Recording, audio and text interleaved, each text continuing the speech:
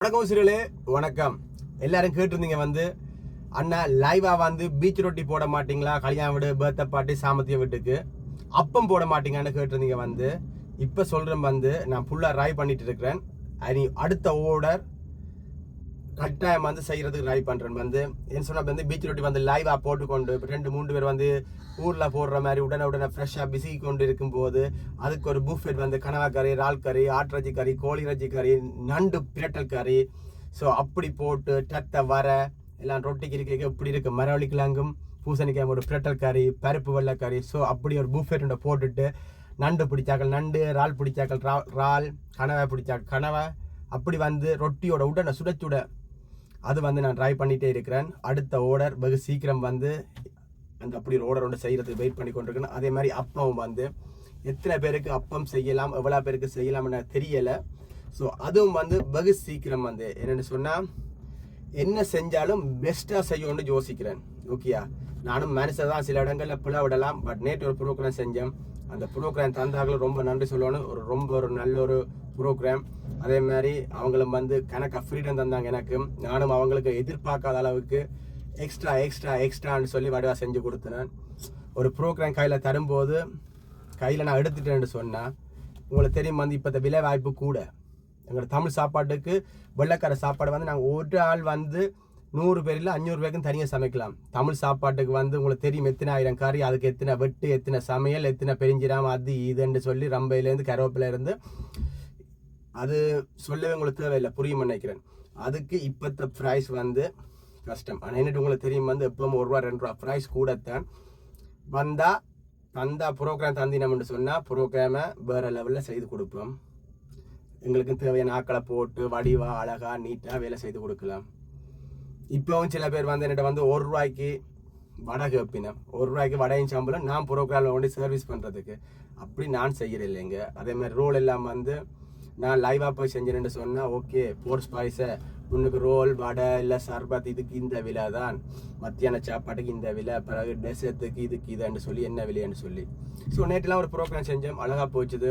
அவங்களும் நான் அழகாக கதைச்சேன், அவங்களும் அழகாக தந்தாங்க, அழகாக செஞ்சேன். அடுத்த கிழமை இதில் பார்க்க இன்னும் பெரிய ப்ரோக்ராம் உண்டு. அடுத்த கிழமை வெயிட் பண்ணி கொண்டிருக்கு.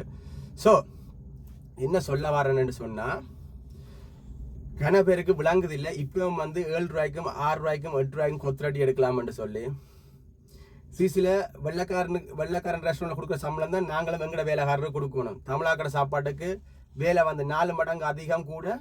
ஆனால் அவங்களுக்கு சம்பளம் ஒரே அளவு சம்பளம் கொடுக்க இல்லாது.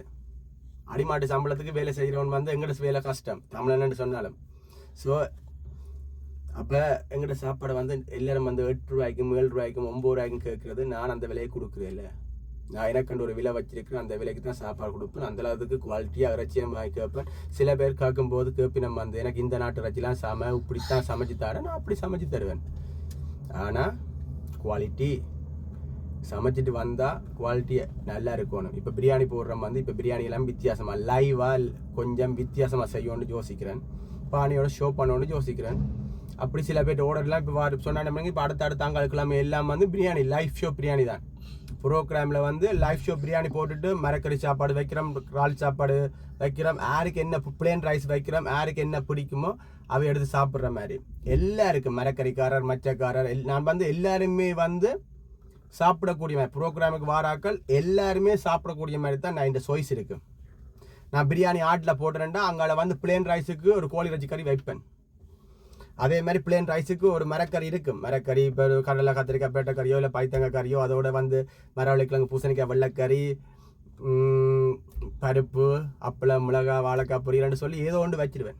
அதே மாதிரி ஆட்டிறைச்சியும் சாப்பிட மாட்டேன், மரக்கறியும் சாப்பிட மாட்டேன், கோழி இறைச்சியும் சாப்பிட மாட்டேன்னு சொன்னால் அதில் ஒரு இறால் கறி ஆட் பண்ணிடுவேன். இறால் கறி ஆட் பண்ணி இல்லை கனவா கறி ஆட் பண்ணினேன்னு சொன்னால் அவைக்கு சாய்ஸ் இருக்கும். ப்ரோக்ராமுக்கு வாராக்கள் வடிவாக சாப்பிடணும். அதுக்கு தான் வாரவே. ஸோ ப்ரோக்ராம் செய்கிறாக்கள் உங்களுக்கு தெரியுமா, வீடியோக்கார வருவினா கேமரா என்ன வீடியோக்கார படம் எடுத்துட்டு வீடியோ கொண்டு போயிடணும். நாங்கள் சமைச்சு கஷ்டப்பட்டுட்டு சாப்பாடு மிஞ்சினாலும் அதிலே போட்டு அதிலே போயிடணும். ஏனெண்டா நாங்கள் உங்களுக்கு பின்னால் கணக்காக வேலை இருக்குங்கோ. ஒரு மணவரை கரை கொண்டு தான் மணவரை பூட்டி போட்டு அவர் படுத்துட்டு போயிடுவார். அதுக்கெல்லாம் காசு கொடுப்பீங்க. ஒரு பொம்பளை சாரி கட்டைக்கு அதுக்கு எடுப்பீங்க. எல்லாத்துக்குமே காசு கொடுக்குறேன். நீங்கள் சாப்பாட்டுக்கு மட்டும் ₹1-2 கணக்கு பார்க்காதீங்க. என்ன சொல்ல வரேன்டா, ப்ரோக்ராமுக்கு சாப்பாடுக்கு இப்போ வந்து சுவிஸில் வந்து 7 ரூபா 8 ரூபா 8 ரூபாய்க்கு கேட்குறாங்க. கூட பேர் இருக்கிறீங்க. நானுமே இல்லையான்னு சொல்லிடுவேன், உடனே இல்லையான்னு சொல்லிடுவேன். நான் வாங்குகிற சாமானும் அப்படி குவாலிட்டி. ஸோ புரிஞ்சிருக்குன்னு நினைக்கிறேன். ஆனால் எனக்கு கூட சாராக்கள் உண்மையாகவே கணக்க பேர் 100க்கு 80-90 எல்லாருமே வந்து எல்லாரையுமே நான் சந்தோஷப்படுத்திருக்கேன். ஆனால் ஒன்று புரிஞ்சுக்கணுங்க, நானும் ஒரு மனுஷர். சில இடங்களில் நானும் எங்கேயோ இடத்துல வந்து உப்பு புளி கூடலாம் எல்லாமே சில நானும் மனுஷன் ரோபோட் இல்லை. ஓகே, நன்றி, வணக்கம்.